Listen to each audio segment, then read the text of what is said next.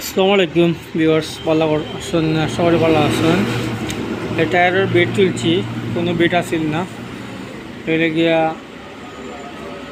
Hero মডেলের tyre, পিছনের চাকার সাইজ হইলে গিয়া টায়ারের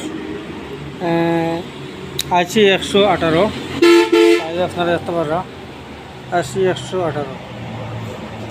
তো সব ধরনের টায়ারের বেড কাটা হয়। যারা দরকার আছে অবশ্যই লিয়ে যেতে পারেন। নয়া বিট তুলে হয়েছে, এগুলো নয়া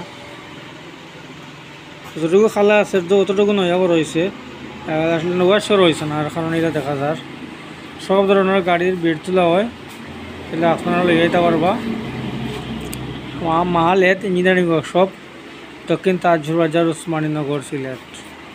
বিভিন্ন ভিডিও আমার ইউটিউবে শেয়ার করে আপনারা লগে। অবশ্যই যারা দরকার অবশ্যই যেতে পারেন। ধন্যবাদ সবাই।